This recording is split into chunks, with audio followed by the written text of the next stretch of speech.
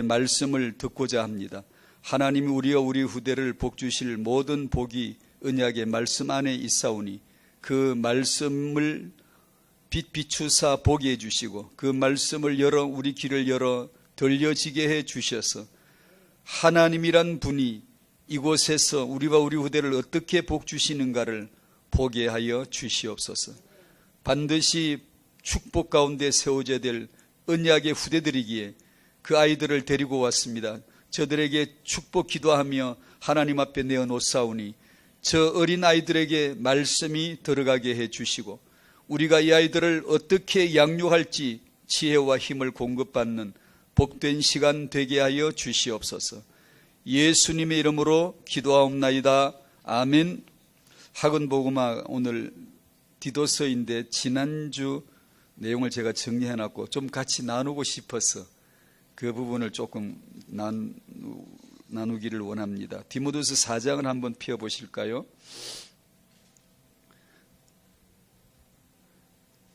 인간된 저의 단면, 모습, 그리고 전도자의 단면. 단면이라는 건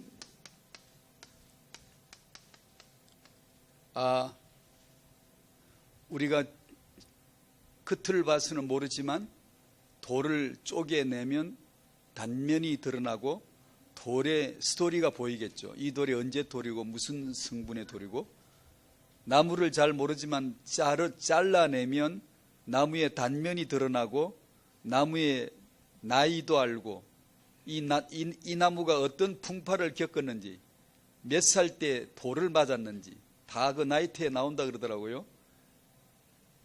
땅을 보면 잘 모르지만 잘라내면 단층이 보이죠. 이 땅 안에 스토리가 뭔지가 보이지듯이 디모데후서 4장을 보다가 참 인간된 내 모습의 단면이 잘 드러나 있고, 전도자의 단면, 평소에 우리가 잘 생각지도 않았던 그런 주의 종이라고 하는 종의 단면이, 인생의 한 단면이 보이는 것 같아서 보고 싶었습니다. 디모데후서 4장 1절, 2절, 3절, 4절까지 한번 읽어보실까요? 시작. 하나님 앞과 살아있는 자와 죽은 자를 심판하실 그리스도 예수 앞에서 그가 나타나실 것과 그의 나라를 두고 엄히 명하노니 너는 말씀을 전파하라. 때를 얻든지 못 얻든지 항상 힘써라. 범사의 오래 참음과 가르침으로 경책하며 경계하며 구원하라. 때가 이르리니 사람이 바른 교훈을 받지 아니하며 귀가 가려워서 자기의 사욕을 따를 스승을 많이 두고 또 그 귀를 진리에서 돌이켜 허탄한 이야기를 따르리라. 4절까지. 너는 말씀을 전파하라. 나는 과연 말씀을 전파하고 있는가? 물어봤어요. 말씀. 과연 나는 목사로서 말씀을 전파하고 있는가? 사람들은 바른 교훈을 받기를 원치 않아요. 모르기 때문이죠. 맛을 못 봤기 때문에 당연한 거지만 세상 속성이 단면이죠. 사람들이 어떤 심리를 가지고 있을까? 복음의 말씀을 좋아하지 않아요. 다시 말씀드리자면 맛을 못 봤기 때문에 그 내용물을 몰라요. 모르기 때문에 자연적이지만 말씀의 복음을 좋아하지 않아요. 그 대신 귀가 가려워서 자기 사욕을 따를 그런 내용들은 많이 찾아다니고 듣길 좋아하고 실용적인 교훈이 된다든가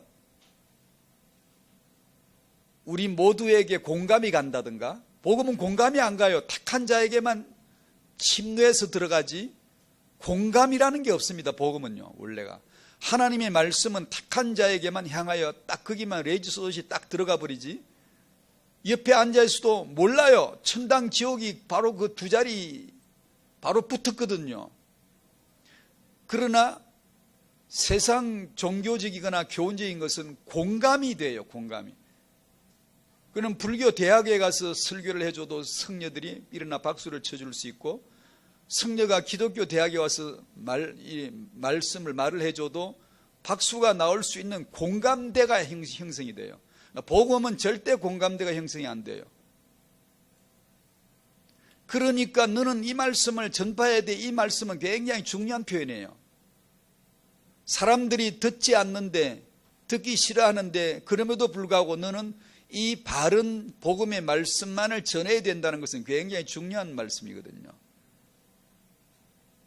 사람들은 진리에서 돌이켜 허탄한 이야기를 따르게 되고, 이는 세상이 복음을 못 알아듣는다는 뜻도 있지만, 그러나 한때는 신앙생활을 했지만, 그러나 귀를 돌이켜서 다른 복음으로 돌아져 가는, 전향되어져 가는 것을 두고 한 말이기 때문에 제가 단면이란 말을 써봤어요. 단면, 평소에 보지 못했던, 보이지 않았던 인간의 군상들의 단면이 보이는구나. 나의 단면을, 나의 심령을 예리한 메스로 싹 잘라냈을 적에 나도 몰랐던 나의 단면, 나의 자아의 육에, 내가 듣고 싶고 내가 받고 싶은 말씀과 하나님이 주실 말씀은 다를 수가 있거든요.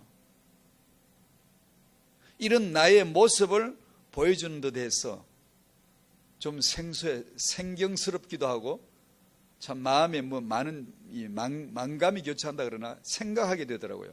5절 6절에 그러나 너는 모든 일에 신중하여 깨어있으란 말이에요. 고난을 받으며, 이것도 예기치 못한 단면입니다. 고난을 받으라고 하잖아요.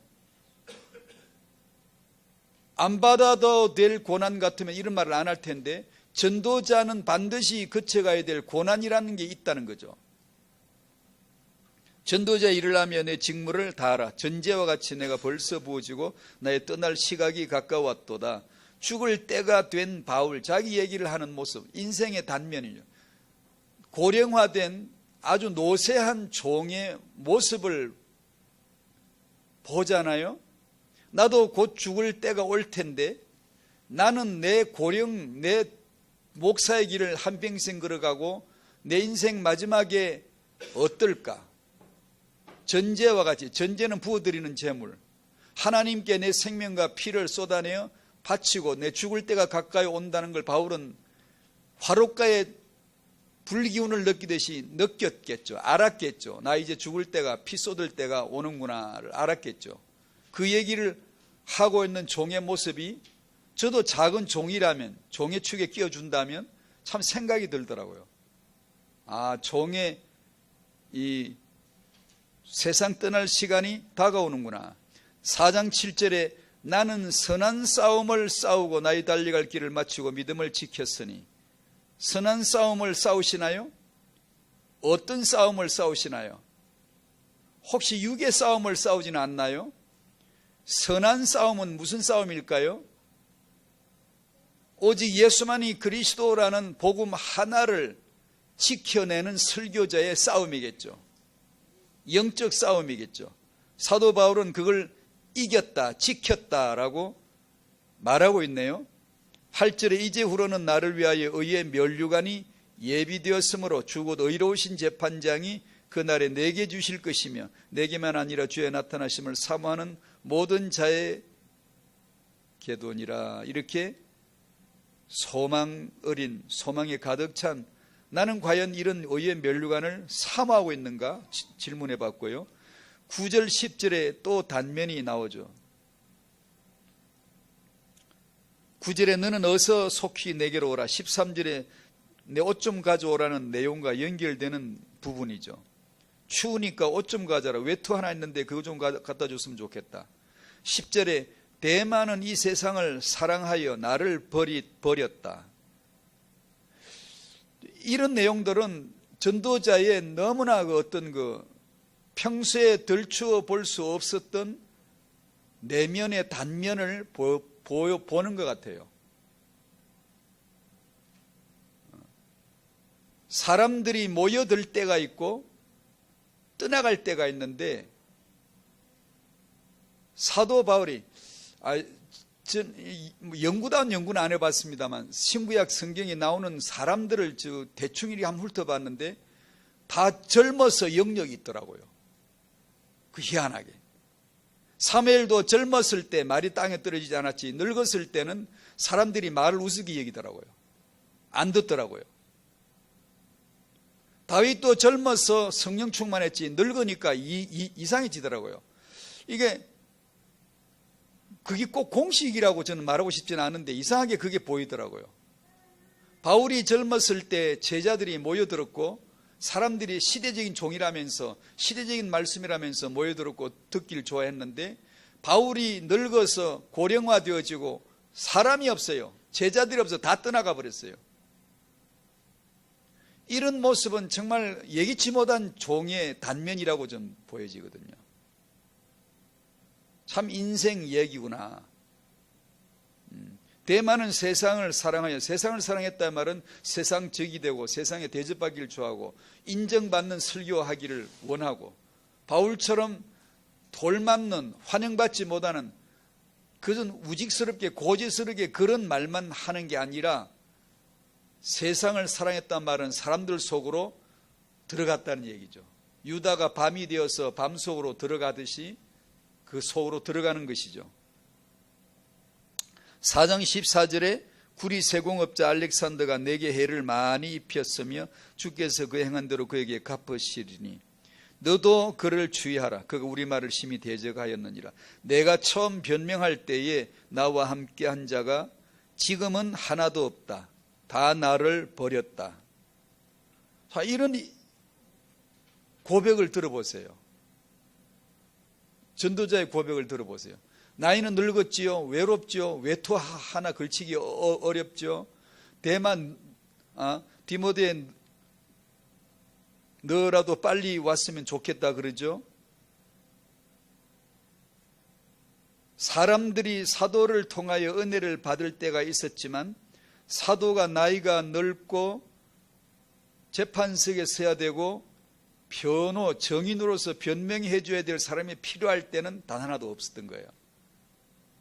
바울 편이 되어져서 손을 들고 정인석에 서고 나는 그를 변호해 주고 그가 무죄함을 이렇게 목숨 걸고 말해줄 자가 하나도 없었다는 얘기예요.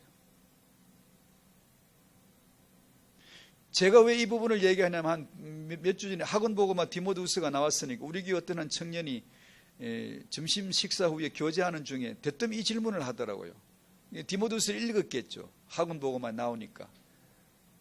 왜 사도 바울은 제자들이 떠나갔죠? 이런 질문을 갑자기 던져서 제가 갑자기 화살 맞은 듯이 특검했어요.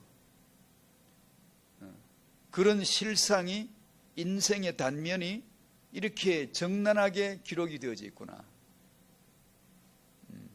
17절에 주께서 내 곁에 서서 나에게 힘을 주시면 주님, 내 곁에서 힘을 주시는 주님 한 분. 사도 바울에게 이 한 분이면 좋겠죠. 이게 언약의 전도자의 여정이었습니다. 그냥 이렇게만 얘기하랍니다. 각자 생각해 보시라고. 오늘은 제사장입니다.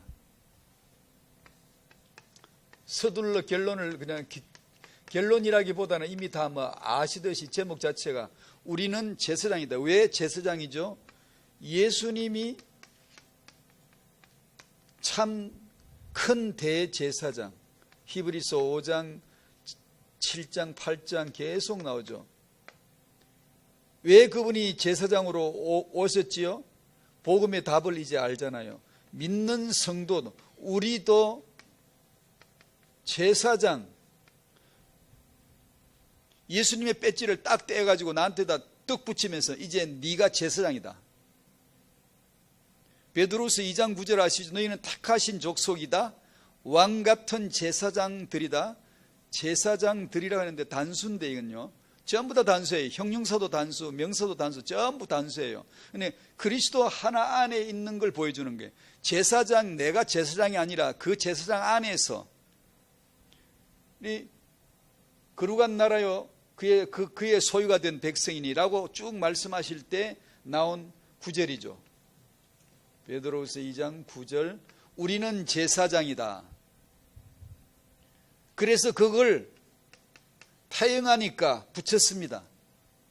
부모는 영적으로 주 안에서 제사장 맞고 부모의 소임을 제사장이라고 하기보다는 제사장적인 제사장과 같은 역할을 하는 부모의 양육은 제사장적 양육이다 라는 뜻에서 붙여본 겁니다.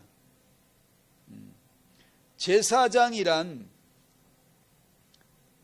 아시겠죠? 제사장이란 하나님과 사람은 반드시 죄인입니다.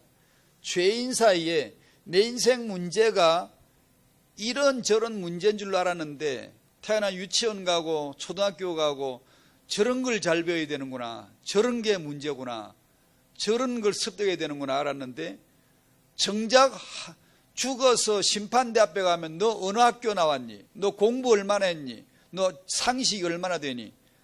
뭐 이런 걸 물을 줄 알았지. 너 예의 범죄를 얼마나 지켰니?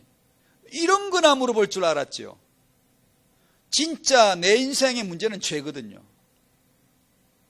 죄 하나가 문제잖아요.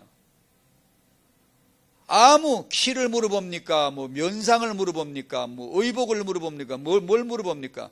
죄 하나가 하나님의 심판의 대상이잖아요.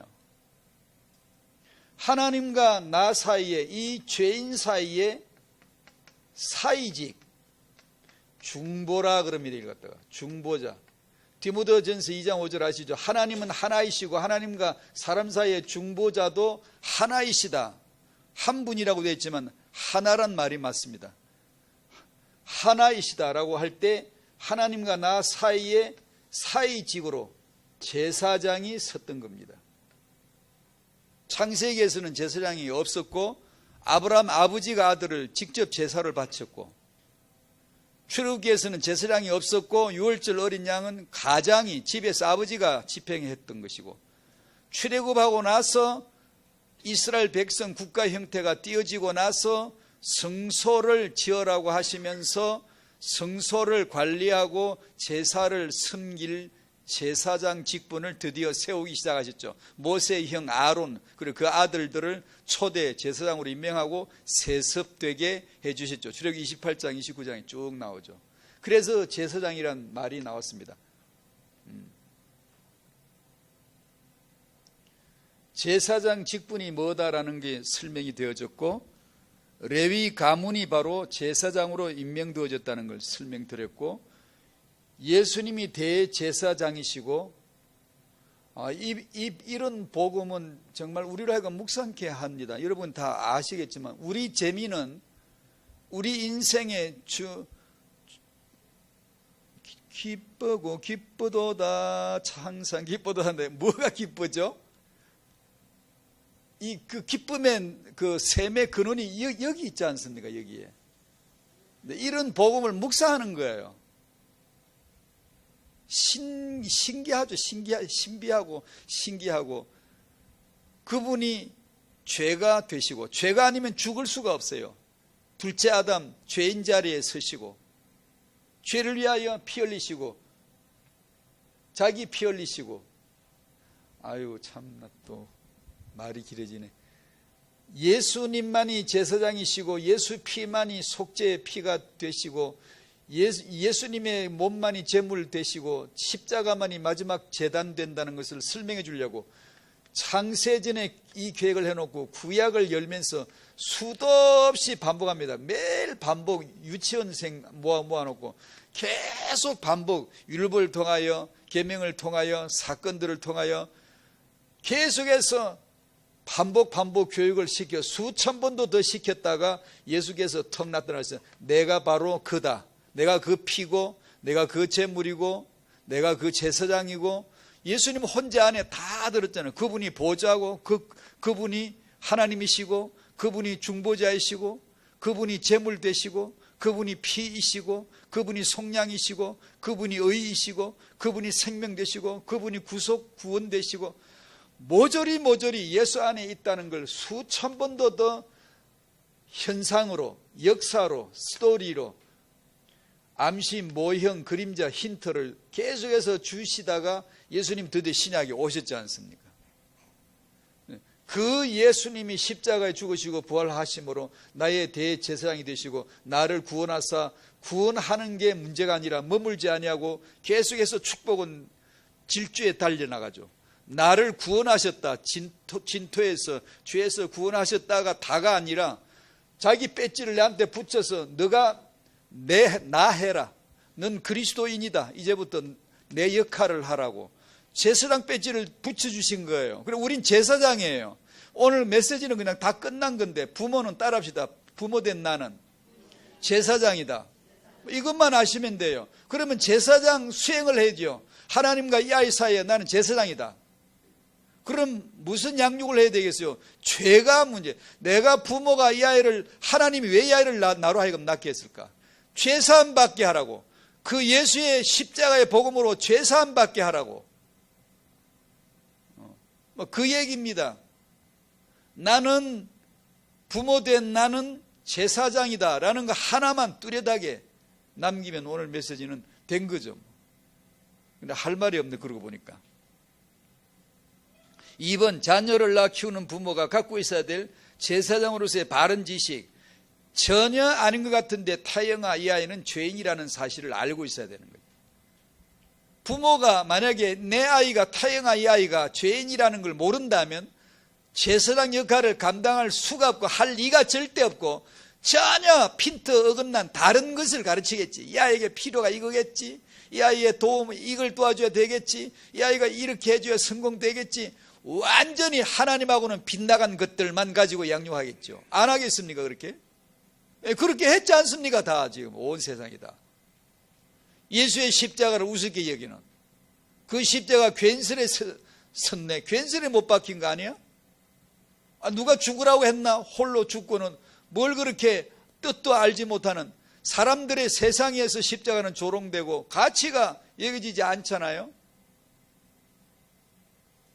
우리가 이 십자가의 복음의 가치를 부모가 깨닫는다면 이 태아에게 날마다 십자가 복음, 이 태영아가 죄짐을 벗어야 되는 아이라면 그것 때문에 보내어졌다고 믿는다면 죄짐을 벗겨줄 것은 예수의 십자가 복음밖에 없는데 무엇을 태교하며 무엇을 타담하며 무엇을 들려주겠습니까?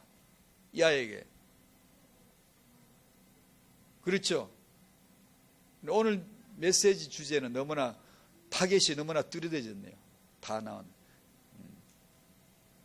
이 아이는 전혀 아닐 것 같은데 죄인이구나. 이 아이는 원죄 아래 있고 하나님을 떠난 상태에 있고 하나님과 떡 떨어져 분리되어 있고 타영아 너무나 순진하고 너무나 천사 같은데 너무나 해맑은 이 아이인데 이 아이 속에 죄인의 그여가는 성품이 그대로 충만하며 반드시 있다는 걸 부모는 알아야 되고 그래서 십자가의 복음으로 양육해야 되겠죠. 타영아 전도학교에서 정말 해볼 만한 설교입니다. 이건. 세상 종교가 어디 이걸 알겠어요? 불교가 이걸 알 리가 없지만 어떻게 알겠어요 이걸요? 불교는 나가 가장 존귀한데 존귀하다고 여기니까 존귀해지던가요? 가장 끝에 지옥에 떨어지잖아요. 나는 존귀하지 않아. 가장 죄인의 괴수야. 나는 하나님을 떠난 마귀의 자식이야를 아는 순간 너는 주 안에서 존귀해지는 이 복음이 들어오잖아요.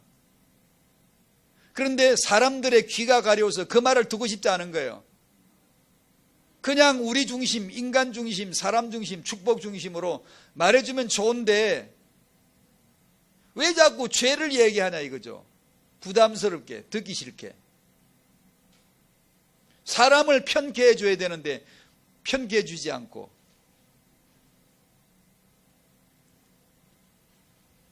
(3번) 그러므로 부모는 무엇보다도 타영아의 죄 문제를 해결해 줄 수 있는 자라야 한다.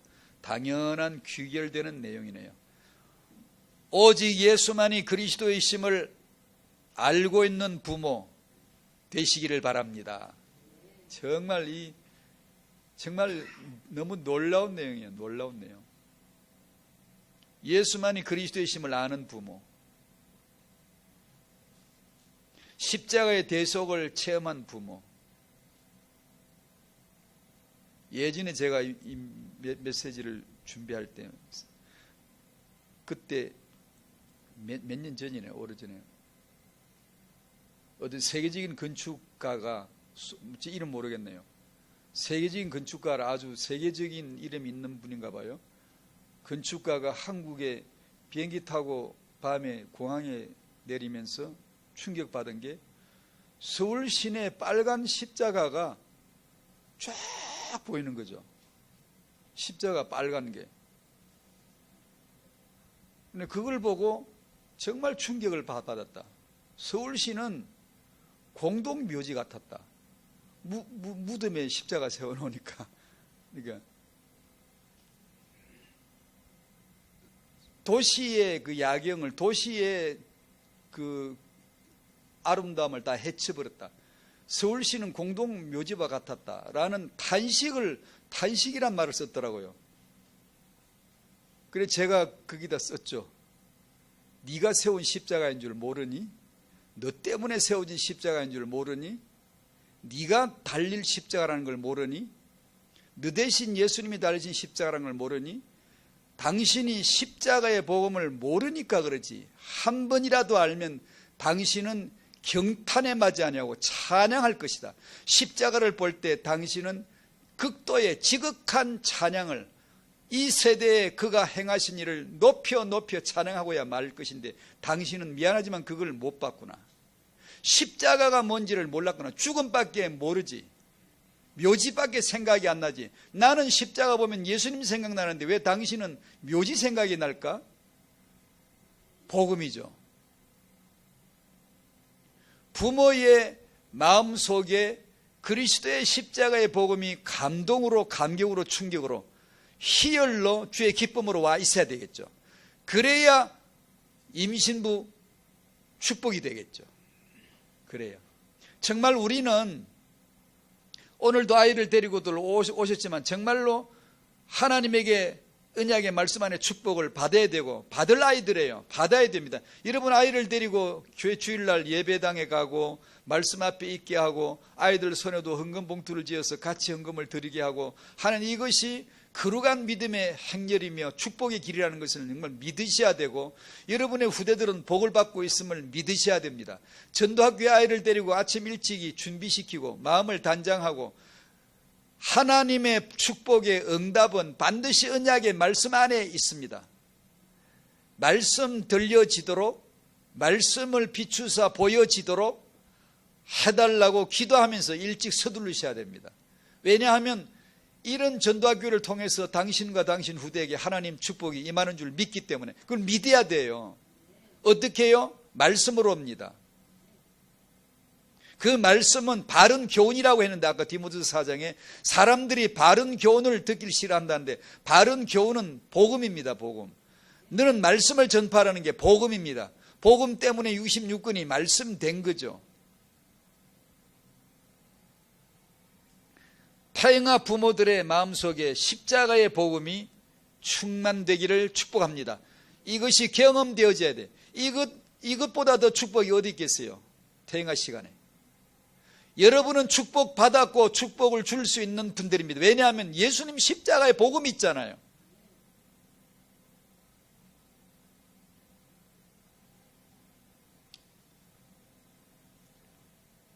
(4번) 복음과 제사장 육아. 지금까지 했던 내용 반복이네. 정리만 그냥 간단하게 할게요. 태영아 시기에 태중아이에게 이 복음 태담으로 들려주는 거죠. 제가 만약에 여자이고 임신을 한 사람이라면 그렇게 하겠습니다라기보다는 그거밖에 할 말이 없네요. 내 이야기를 하는 거죠. 내 스토리를 얘기하는 것이죠. 나는 죄인으로 태어났는데 그걸 몰랐다. 내가 하나님을 떠난 상태인데 그걸 모르고 나는 이것이 그냥 자연스럽고 세상 살아가는 사람의 도리인 줄 알았는데 어느 날 하나님이 은혜를 주셔서 내가 죄인됨을 알게 해주셨고 예수 그리스도의 십자가가 어떤 내용이라는 걸 들려주셨고 내 마음속에 주님은 성큼성큼 걸어 들어오셨다. 나는 그날 예수님을 만났어. 내 인생에 빛이 임해서 나는 어둠이었는데 어둠에서 나를 불러내서 빛 가운데로 나를 끌어들여 주셨고 나는 이제부터 영광의 찬양을 부르게 되었고 예수께서 누구신가를 찬양하고 선포하고 전도하고 친구에게 이야기해주고 가족들에게 들려주고 나는 그렇게 했다. 내가 받은 복음, 내가 구원받은 스토리를 태중의 아이에게 행복하게 의자에 앉아서 아이에게 배를 두드리면서 계속해서 들려주겠습니다. 아니 그걸 안 들려주고 뭘 들려주겠습니까? 만약에 어머니가 예수님의 십자가의 복음에 구원받은 그분을 만난 스토리가 자기 스토리가 없다면 그 얘기를 못할 겁니다. 그 이야기를 해주지 않을 거예요. 못 해주겠죠. 그래서 타영아 전도학교는 제가 믿기로는 타영아 부모들에게 이 복음을 경험되도록 기도해 주셔야 돼요.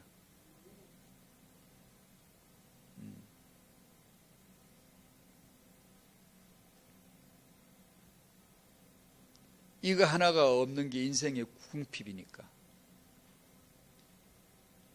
또 창세진의 언약적으로 본다면 이거 하나를 주시려고 하나님은 모든 스토리를 만드셨으니까. 하나님의 주권을 생각하면 모르겠는데 감사하는 거 있죠. 신비한 거 있죠.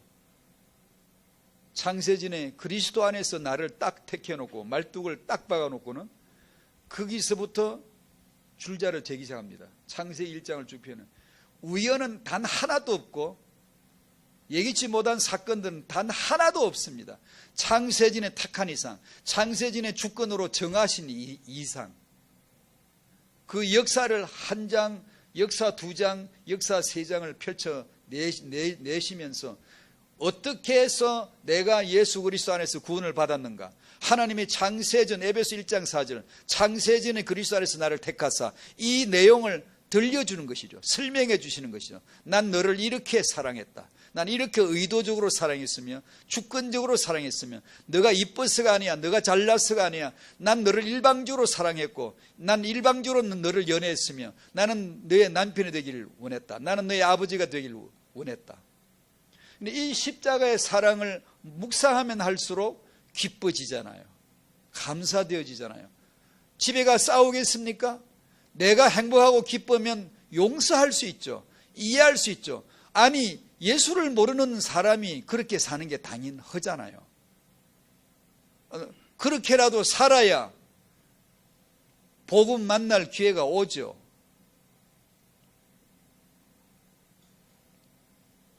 제가 지난 주일에 저희 일부 메시지에 요한복음 14장 1절 너희는 마음에 근심하지 말라.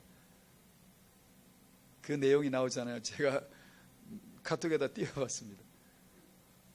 너희는 마음에 근심하지 말라고 말씀했다. 그러면 우리는 뭘 하지? 근심을 안 하기 위해서 뭘 하지? 근심하지 말라는 뜻이 뭘까? 종교는 뭘 하지? 이런 질문을 던지는데 뭐가 뭐 굉장한 건 줄 알고 놀라서 그런지 별로 말이 안 올라오더라고요. 근심 안 할 마음 수련 집회 열겠죠. 불교에서는 마음 수련, 마음 다스리기, 세상에 근심 걱정 없애는 거. 예수님이 근심하지 말라고 할 때 그런 식으로 근심하지 말라는 뜻이었겠습니까? 복음적인 해석은 뭐겠습니까? 근심을 없애는 것이 우리가 할 일인가요? 근심을 없이 잘 사는 것이 그게 행복하고 축복받은 삶인가요?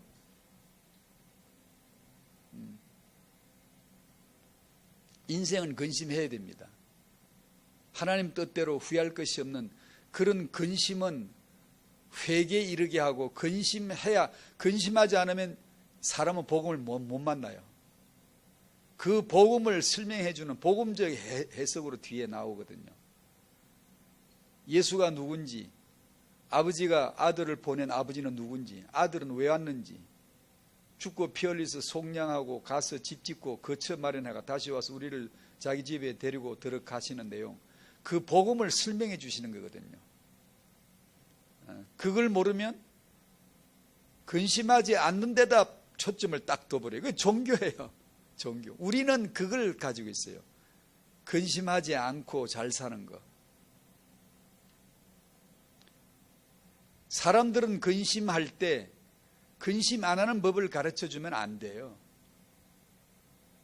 근심하는 중에 수고하고 무거운 짐 졌으니까 짐을 져야 되고 지고 있어야 되고 창세기 3장이 현장에 나타나야 되고 예수 그리스도에게 올 수 있도록 소개를 해주는 거죠. 난 예수 그리스도에게 왔는데 그분이 내게 오셨는데 짐이 없어졌다. 내게는 생명이 주어졌고 기쁨이 주어졌다. 라는 내용, 내 정인의 얘기를 하면서 그 사람에게 복음을 제시해 주는 것이죠. 그러니까 사람들이 내 가족이 복음 없이 근심하고 살 적에 당연한 겁니다. 갈등이 있을 때 당연합니다. 죽어주면 됩니다. 죽으십시오. 십자가에 못 박혀버리십시오. 그걸 따지지 마십시오. 이치로 살지 마십시오. 선악을 판단하여 살지 마십시오. 선악과 씹어 먹지 마십시오. 그걸로 사는 게 아닙니다. 그냥 죽으면 됩니다. 왜냐하면 세상은 이치를 안 통해, 못 통해요. 복음을 모르면 이치가 안 통해요. 도덕 이치만 통하죠. 복음과 유아 교육, 이 얘기죠. 이 얘기를 계속 아이에게, 젖먹이 아이에게, 영유아에게 부모님이 십자가 사랑 얘기를 계속 들려주는 것이죠. 창세기 1장에 하나님이 빛을 창조하셔서 그 빛이 나에게는 예수님이었단다. 나는 어느 날 그 빛이 오셨는데 예수님이셨어. 나는 그때부터 어둠이 없어졌다. 어둠이란 말은 무지, 불신이란 뜻이거든. 어둠에서 불러내야 할 때 어둠은 무지와 불신, 어떤 무지죠? 예수가 그리스도이심을 모를 때 어둠이라고, 무지라고 합니다. 그걸. 거기서 나를 빛 가운데로 그 은혜의 빛, 예수 그리스도 안으로 불러주신 것이거든요. 그런 이야기를 아이에게 듣기만 할 때, 말하지 못하고 분석하지 못할 때, 받아들이기만 해줄 때 계속 들려주는 거겠죠. 그 잠재 속에 내가 그냥 나도 모르게 본능 속에 내가 가장 많이 담긴 것은 십자가의 복음, 그 사랑 이야기. 자기도 모르게 그렇게 되도록 해주는 거겠죠. 복음과 어린이 육아, 구원의 확신을 1:1로 얻을 수 있도록 기도해 주는 거겠죠. 많이 들려줬으니까 이제는 기도해 주겠죠. 세계적인 전도자들이 100%는 그렇지 않습니다만 제가 읽은 부분이겠지만 일부분이지만 참으로 훌륭한, 이분은 참 훌륭하시구나 영적으로, 이런 분들 보면 많은 경우에 5살, 6살, 7살 이때 구원의 확신을 얻었더라고요. 참 저같지 않더라고요. 어릴 적에 그 나이에 구원의 확신을 얻을 수가 있을까? 있다고요. 왜 그렇죠? 아니 내가 보기에 아주 어린 나이인데, 아니요, 성령이 주시는 거예요. 그 마음에 주시는 거예요. 그리고 우린 기도해 줘야 되겠죠. 마지막으로 마가복음 9장을 제가 옛날에 읽다가 이 아버지가 눈에 띄었습니다.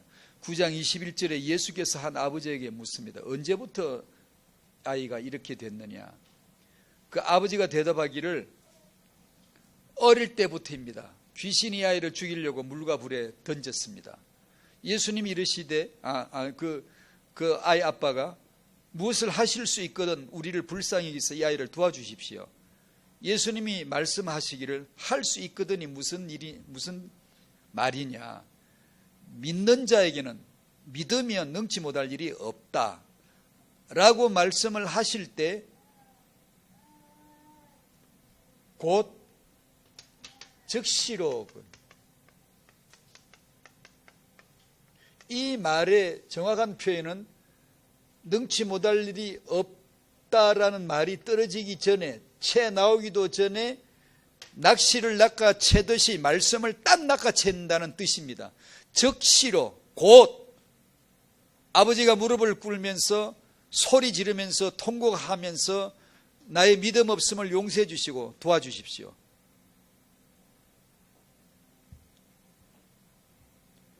그 아버지가 이 그림이 생각이 나더라고요. 하나님과 그 아이 사이에 아버지가 자기 아픈 아이를 가진 아버지가 어디 그 아버지뿐이었겠어요? 아픈 자녀가 어디 그 집만 이겠어요? 다른 집도 있지 않겠어요? 근데 그날 주님에게 와서 도움을 받은 자는 이 아이를 데리고 예수님 앞에 나왔던 이 아버지와 아이뿐이었다는 거죠.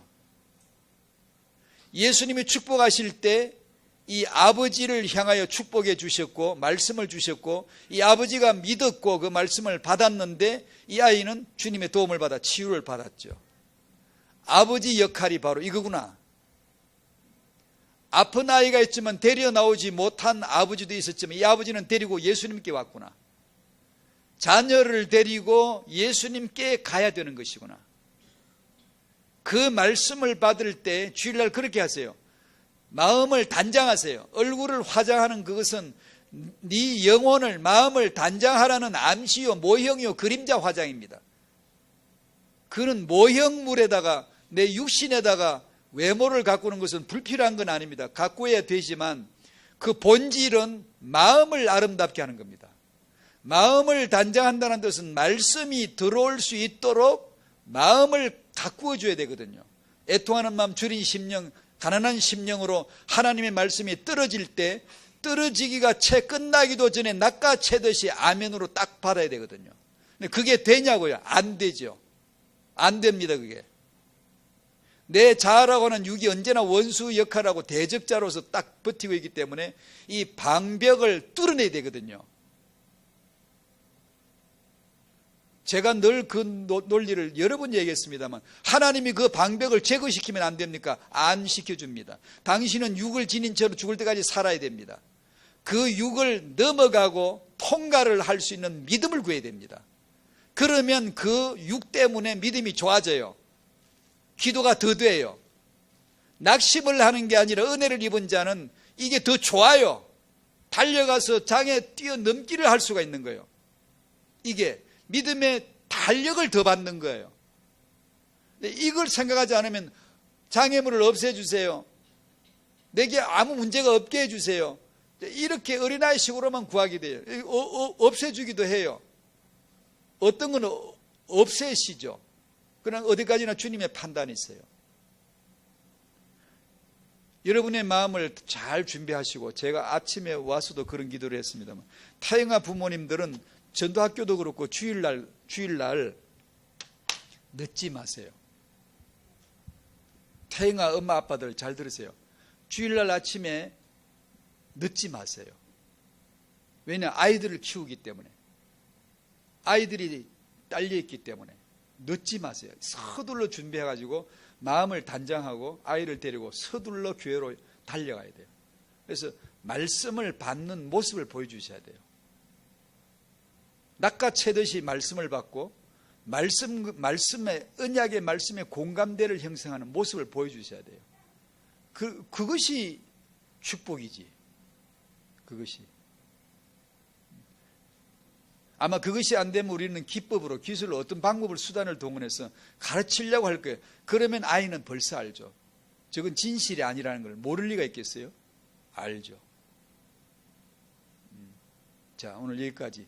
부모는 제사장이다. 이 한마디만 기억하시면 좋겠습니다. 하나님 감사합니다. 우리를 제사장으로 세우시고 또 부모로서 제사장적인 역할을 양육으로 할 수 있게 말씀 주시니 감사합니다. 그렇게 하겠습니다. 도와주시고 그렇게 할 수 있는 지혜를 열어주셔서 우리에게 주신 이 후대들은 주님의 교훈과 훈계로서 주의 말씀으로 십자가의 복음으로 양육할 수 있는 제사장직 되도록 축복하여 주시옵소서.